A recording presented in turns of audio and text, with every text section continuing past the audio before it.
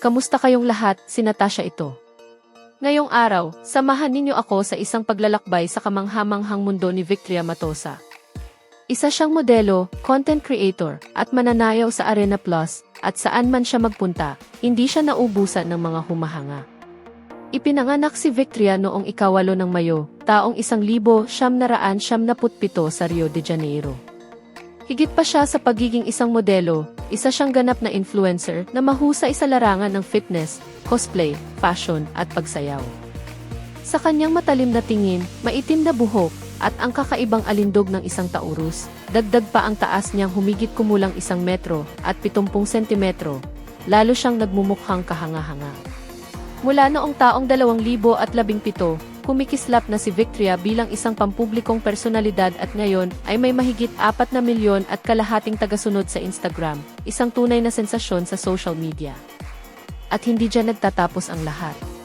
Dahil sa kanyang pagmamahal sa mundo ng fitness, nagawa niyang baguhin ang kanyang katawan sa isang kamanghamanghang paraan.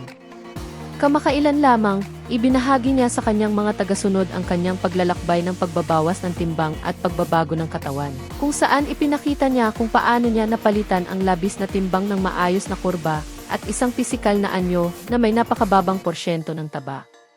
Ang lakas ng loob at dedikasyon ni Victoria ay nagsisilbing inspirasyon sa libu-libong mga tagahanga na sumusubaybay sa kanyang kwento ng tagumpay at pagbangon.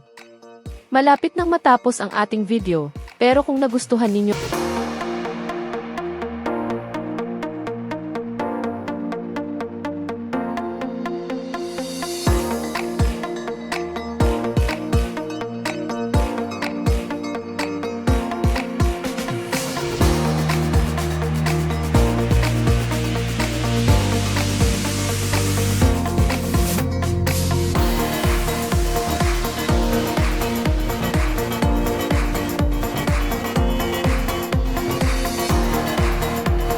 ang pag-alam ng higit pa tungkol sa kamanghamanghang Victoria Matosa, huwag kalimutang mag-iwan ng komento at magbigay ng like.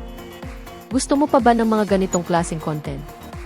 Kaya naman, mag-subscribe ka na sa aming channel ngayon na. Hanggang sa muli, paalam!